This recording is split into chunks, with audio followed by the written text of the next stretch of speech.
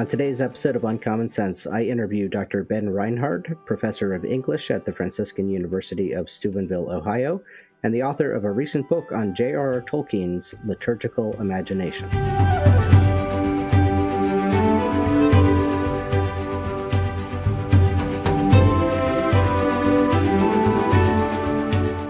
Well, hello, viewers and listeners. Welcome to another episode of our weekly podcast, the official podcast of the Society of G.K. Chesterton, Uncommon Sense. My name is Joe Grabowski, the VP for Evangelization here at the Society, and I'm very pleased to be joined today by Dr. Ben Reinhard of Franciscan University out in Steubenville. If I call it Steubenville University at some point during the interview, you have to forgive me because back when I was doing youth things there in the summer, that's what we called it. But welcome to the program. Right? That's right. Yeah. Welcome, Ben. Good to meet you. Thank you. It's great to be here. Yes. So as I mentioned in the intro, you're a professor of English at Franciscan University. And before we get into this new book that you've written, which I'm sure most people are tuning in to hear about, maybe just introduce our listeners to a little bit of your background and kind of how you got on the track. I see that you've studied medieval literature, and now you're writing about Tolkien. So just tell us a little bit about yourself and your academic background. Yeah, so it's probably a little bit of a circular track, if I'm honest, right? So like a lot of people, I read a lot of Tolkien and I read a lot of Lewis when I was in middle school and high school, and I sort of fell in love with the whole Inklings world. When I went off to college, you can't study Inklings almost anywhere. And what I found is that I was drawn to a lot of things that they had studied. I was drawn to a lot of things that made them who they were. So I found myself doing history and medieval studies. And then I went on to graduate school and I did Old English. So we did Beowulf and the Elegies and all these other things, right? And coming out of my graduate program, then I taught at Christendom College for 9 years, and I taught medieval English lit there. And I sort of, as the opportunity emerged, I sort of started to work my way back to that first inspiring love, which was Tolkien and Lewis. So I still do my medieval work, and I get a lot of fulfillment out of that. But I also get to explore the people who drew me into the field in the first place. So that's the nutshell version of how I came to write this book. It's how I came home sort of with Tolkien. Well, that's great. And I know you have kind of this other connection with Tolkien in that you have translated Beowulf. Do you want to say a little bit about that? Oh, gosh, yeah.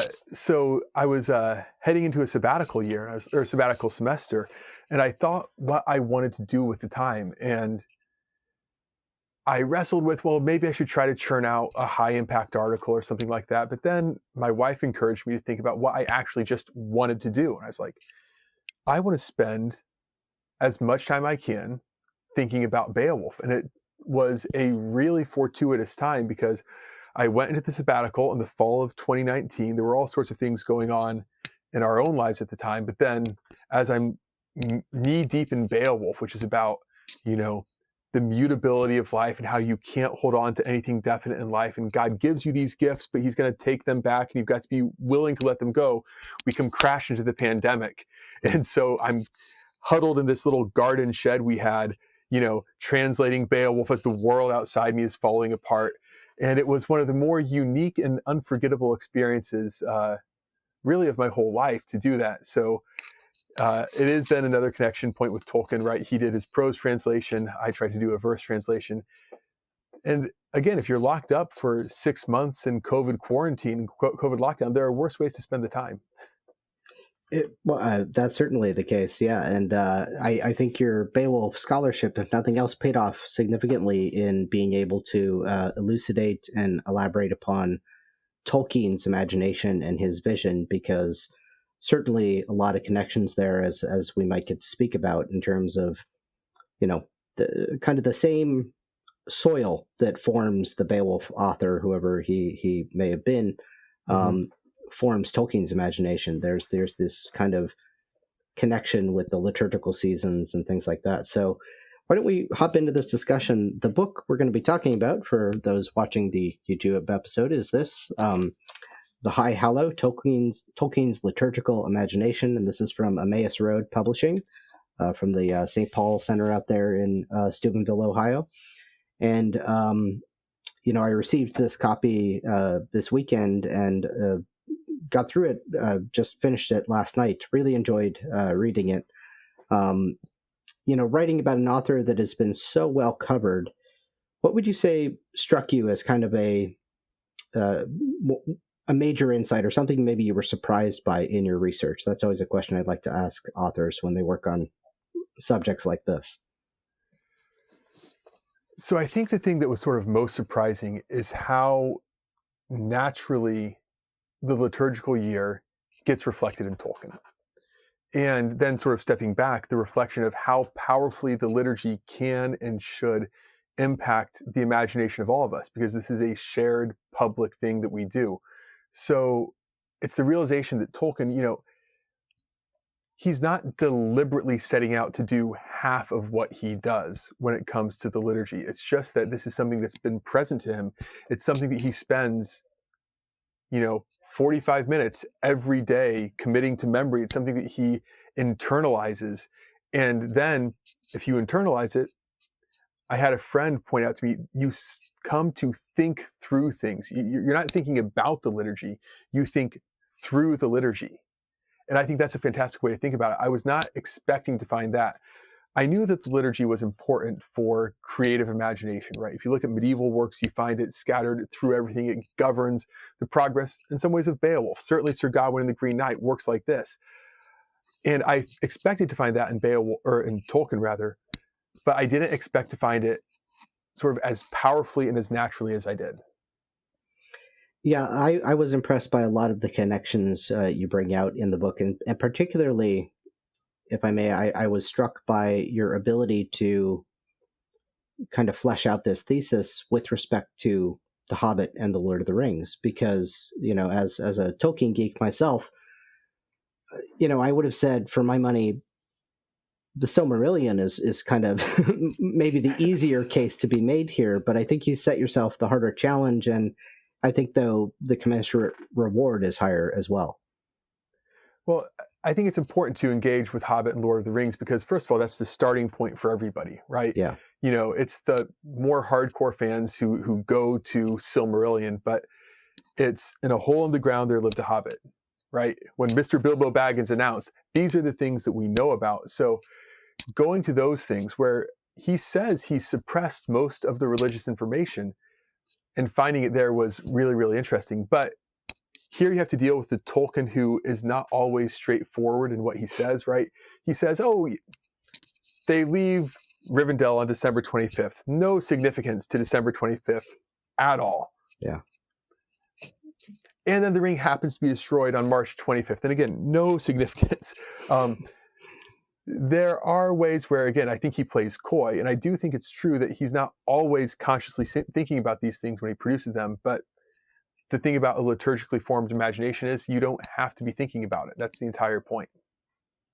Yeah, with Tolkien's protestations against reading him symbolically or allegorically, which I think we should get into a little bit about that allegory bugbear. But I'm always reminded of this anecdote about I believe it was E.M. Forster saying of a poem by W.H. Auden. W.H. Auden had kind of wanted to correct or revise a poem that he had published years before, and Forster wrote something to the effect of, Mr. Auden has given us the poem, he can't interpret it for us. And I think that there is sort of a important thing in there. I know that some of my friends out there who are maybe from a different literary school will bristle at that because they're big into the intentions of the author. But I think that the point, and this is ironically a point that Auden in his work on literature recognized very much, is that the symbol is fugitive. You put a symbol down and whatever's in your mind, whatever,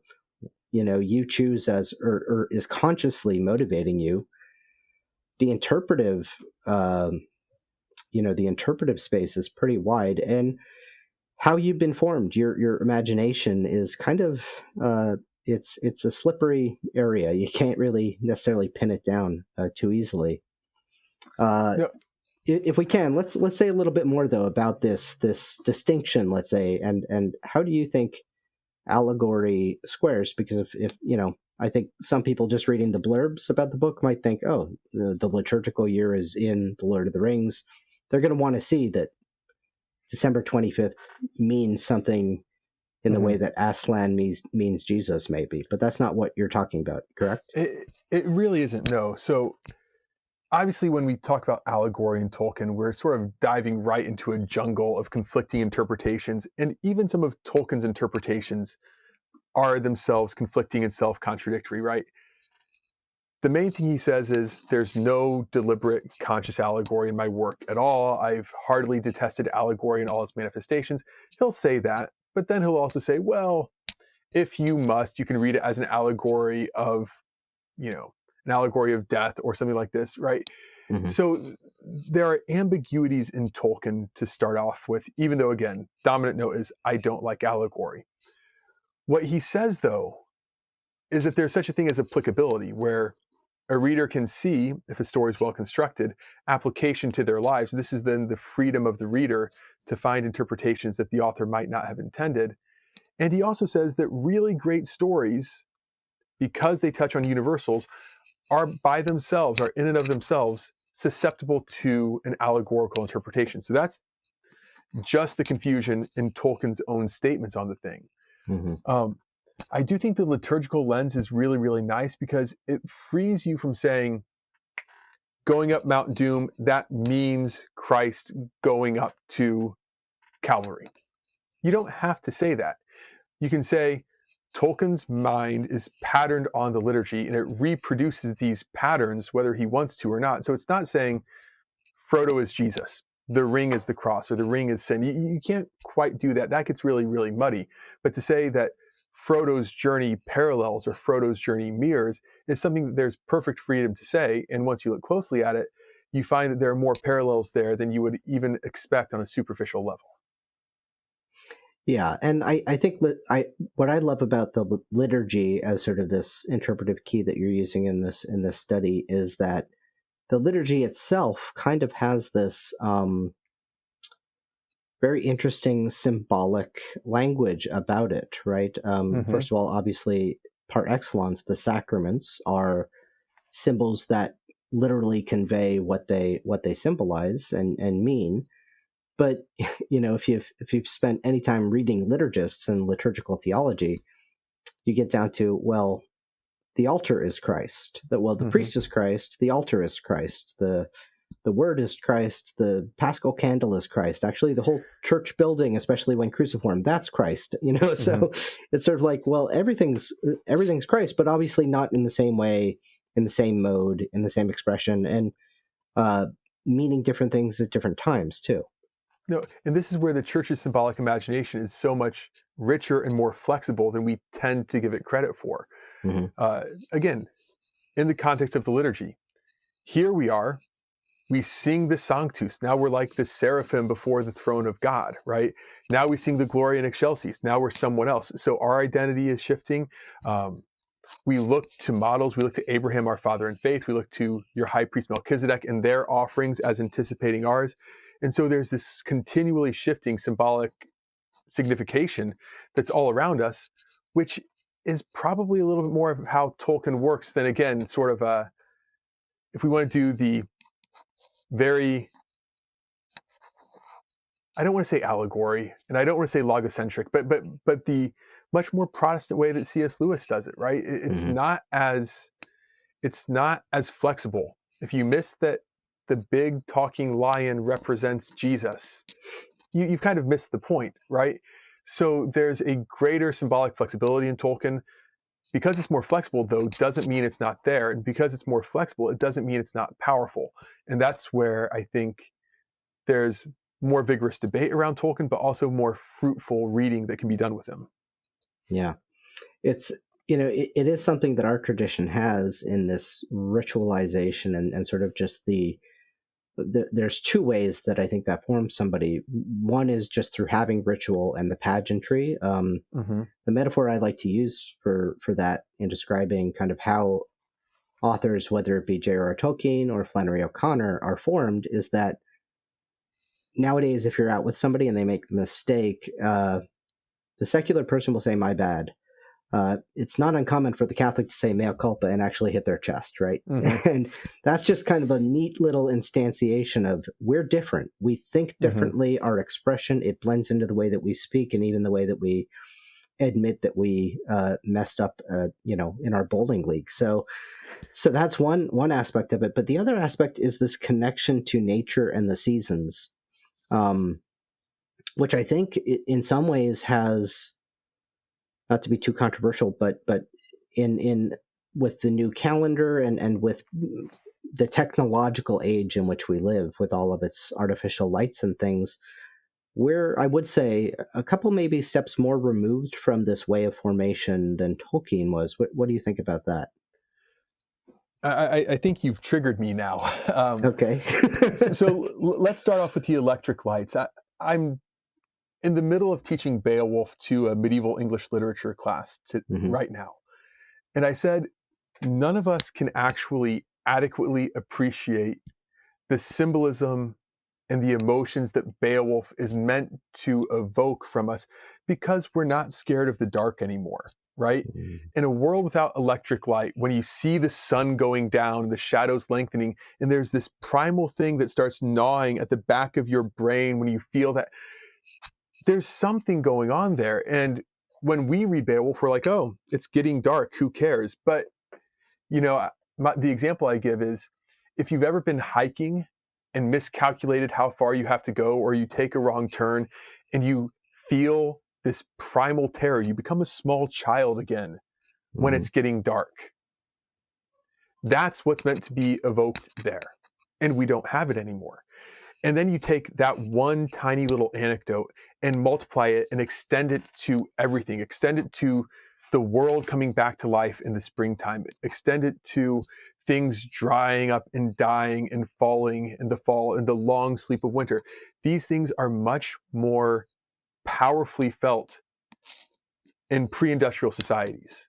Mm-hmm. They're more powerfully felt, I think, in Lord of the Rings. Tolkien had this really unique gift of growing up in a idyllic corner of England that was not yet fully industrialized. So he's sort of one of the last connections to this older world being formed by the church's liturgy in this deep way, which is, of course, a product of that older world.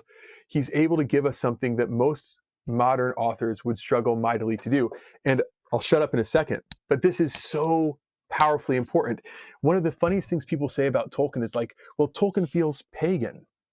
And he Mm-hmm. feels pagan because of the way he views the natural world and the way that the natural symbolism and sort of the sense of the sacredness of stuff, the sacredness of creation, just breathes through in his work. And the answer is, that's not pagan. That's what pre-enlightenment, pre-industrial Christendom just gives you. And so this is where he's so valuable as an evangelistic author, even though he's not trying to be this, as a re-enchanting author. And this is why so many people find a refuge in his writings from our disintegrated world. Absolutely. Well, I would be remiss not to take that opportunity to bring our guy in here, Chesterton, because I think that Chesterton, of course, famously, in terms of what you most recently said there, he kind of defended paganism, or seemed to in certain ways. Like, he celebrated sort of the natural religion of paganism, not the unnatural kind of demon worship that kind of the higher, more mythologized forms of paganism, but the household gods, the attention to the seasons, the recognition that when a piece of grain sprouted out of a seed in the ground, it was magic. There was magic there, right? So he loved that.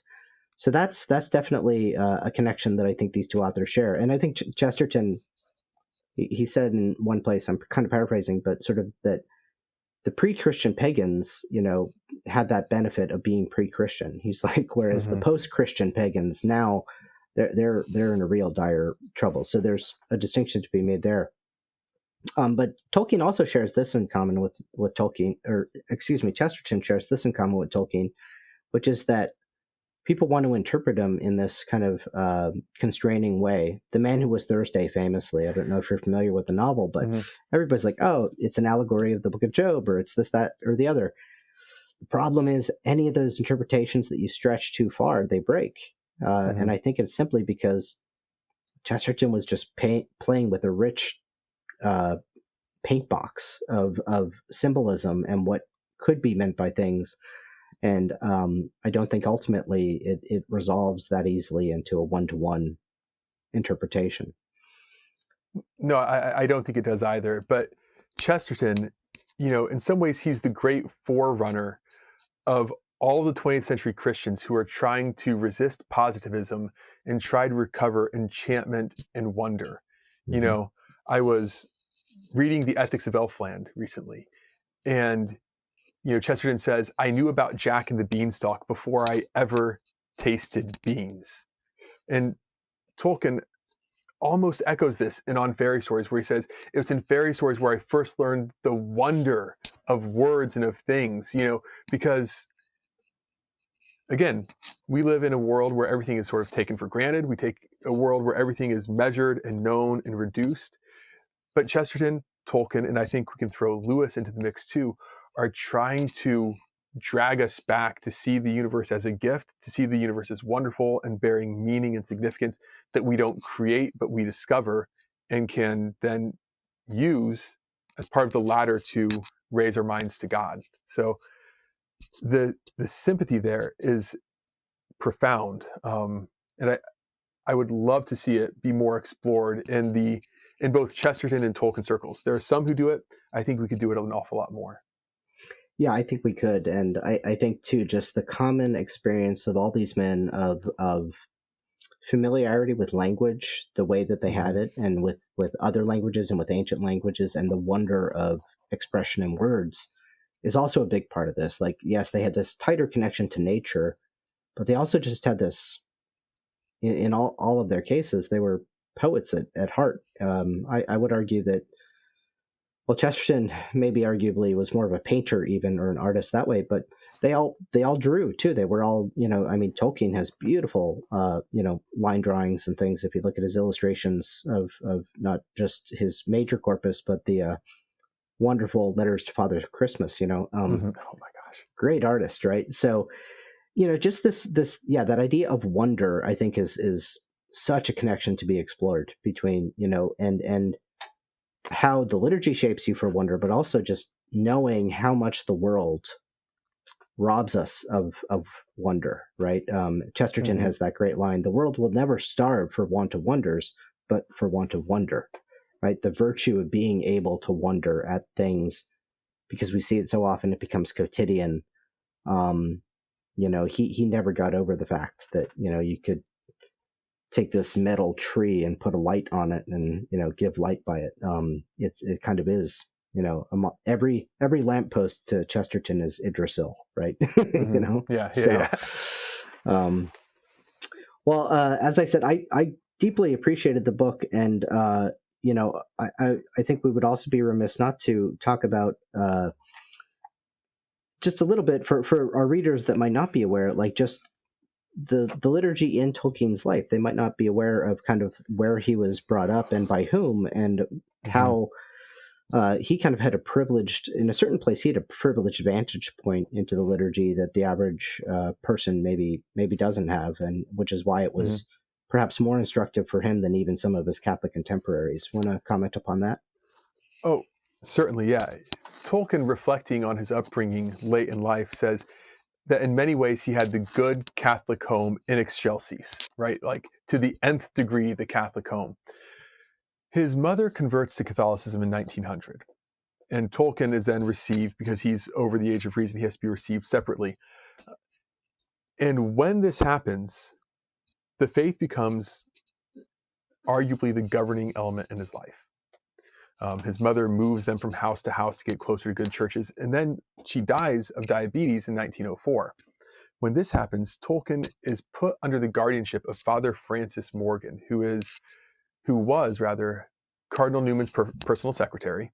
He's a father of the Birmingham Oratory, and though they're not raised directly in the Oratory, he and his brother are raised in a boarding house the oratory is really their second home. And so they get up in the morning, they go and serve Mass every morning for Cardinal Newman's oratory. Now, Newman's passed on, but for the oratorians, they're doing this every day. And then this really sets the pattern for his life. He's a daily Mass guy, he's a frequent confessor.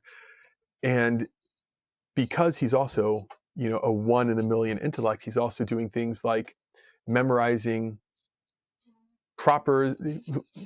Everyone knows that he memorizes things like the Gloria, he memorizes things like Psalms, he memorizes the Roman canon, he memorizes all these things, but then he also memorizes things like random Latin hymns that nobody else knows the reference.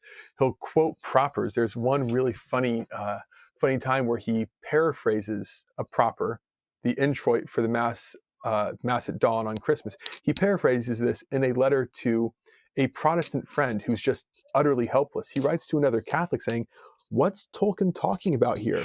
The Catholic didn't know, right? Mm-hmm. So Tolkien really he participates, but he doesn't just participate, he absorbs from childhood on up. And this never really stops in his life. Yeah, and it, it was so fortunate too, and providential in so many ways that he had that closeness, he had that attachment. Which, as you point out with that letter anecdote, it wasn't typical, right? Like Tolkien was sort of a professional altar server, kind of like he was, he had that daily Mass experience that, wouldn't have been the experience of everyone, even those privileged enough to get the great education that he had. Mm-hmm. Well, anything else major out of your research in this book that you think, without spoiling the book, obviously, but like what would, maybe people not be familiar with as a concept, because so much ink has been spilled on Tolkien. And yet I think that so much of it goes variously wide of the mark. I think there's great studies, obviously, on Tolkien, but some of it, any misperceptions, perhaps, that you could clear up for us? Any fundamental misperceptions? I mean, I can seed you one that is on my mind if you think. And okay, I'll take. Well, I would say simply this: that simply, his intent in writing the books, and the formation of it. I think that people forget that his primary object in the immediate writing of the primary, what you'll call the primary corpus or legendarium, was to please his children and to kind of make an income for himself. That's the Hobbit and the Lord of the Rings. And yet he had this imaginative life in the background. And so what I would just tell people is that if you think you've read Tolkien, no matter how versed you are, this isn't shaming, by the way, but just go further up and deeper in, because that's where you get to some of these just mind-blowing things, the beautiful tales of his history of Middle Earth, that can really break your heart in a way that even the stories that started out with a story for his kids about a hobbit who lived in a hole, that they can't do. And so I think that's an excellent point, right? The Hobbit and the Lord of the Rings are great, but for those who like them, there's always something more. There's always this further step that you can go, and when you dive into those depths, you will find things that are unexpected. Whether you're talking about looking at his essays or looking at his short stories, or again, then looking at this big sprawling myth, which occupies over 50 years of his life as he's writing and revising and revisiting these stories. Mm-hmm. The analogy that he gives in Leaf by Niggle, where you've got the little painter who becomes obsessed with this picture of the tree and starts tacking on everything, and it consumes his life. On the one hand, it's a very accurate picture of how Tolkien came to do his thing, right? All of his life sort of centers in and focuses around these great myths. And so, Tom Bombadil was a doll that his children had that he told stories about, and then he gets sucked in and everything gets pulled in. Mm-hmm. And that's true. The one thing that's not true about Niggle, though, and this is, I think, the really the really beautiful thing about Tolkien as a man and not just as an artist. Nigel becomes obsessed and he neglects the fundamental duties of his life. Tolkien, as a husband, as a father, even as a professor, right? There's a much more sort of dutiful, pious, and earthy quality to him, right? He does things like, every night comes home and kisses the kids goodnight before doing whatever else he has to do. His creative work actually gets pushed to the margins of his life. He does this drafting very often when everybody else is asleep. And I think there's a rootedness in Tolkien that comes because of the attempt to balance this real gift that he's been given, and it is a gift, with the fundamental obligations that he has as a Catholic, as a husband, and as a father. And I think that's another beautiful thing. If you really dive into the weeds, right, look at the letters, look at his mode of life, that people will discover. Yeah. Well, very well said. And I think your book illustrates it so well too, in a way that, it is a really good supplement to even the religious biographies or religiously minded biographies that are out there of Tolkien, by just showing how it permeated his life and his day-to-day walk in I would argue very much the same way that Chesterton's faith did, that they were both very similarly doodlers, and it's very like doodlers and also note jotters that I think it's sometimes more telling, what their marginalia are than even the primary things, because like Chesterton, you could see his library or see some of the books that he owned in the Notre Dame Gateway in London now. And as you go through them, just apart from occasional sketches of dragons or pirates or, swashbucklers, sword fighting, knights and things like that, he's just drawing crosses all over the place, like in the margins as he reads. He's sort of constantly thinking about Christ. And there's that one moment, I forget which document you're talking about the drafting process of, or you're looking at the drafts in the book, where Tolkien kind of seems randomly almost to just insert the text of the Gloria in Latin, or a large part of the Gloria in Latin. The way it interpolates is so fascinating. He's just riding along on fairy stories, and he's trying to integrate these things from Christopher Dawson with his own theory about fantasy. And then he's just riding along. It's like, and now we write down the Gloria, or now we write down the Te Deum, because why not, right? Because these are the things that you think through. These are the things that are fundamental to you. And so, again, it's a doodling, but it's a doodling that tells you an awful lot about the person. Yes. Well, I'm very grateful for the work, and I do hope that our viewers and listeners go and pick it up. There will be a link in the show notes, so please, by all means, head down there, pick yourself up a copy of this book. If you're a Tolkien fan, it is, I would say, essential reading. Definitely will open your eyes. So, Dr. Reinhard, just thank you for writing it, and thank you for coming on the show. Thank you so much for having me. It's been a real pleasure. Likewise. And to you, viewers and listeners, thank you for joining us. Help us out in all those ways that the algorithm machines tell you to do so. So hit the like button, hit the subscribe button, share this with your friends, comment down in the comments what you think about Tolkien, what you think about, have you noticed liturgical connections in his writings? Love to hear from you. And do be sure to follow us every Tuesday here for a new episode of Uncommon Sense, and invite a friend to tune in as well, because as we know, Chesterton is always better with friends. Until next time, God bless.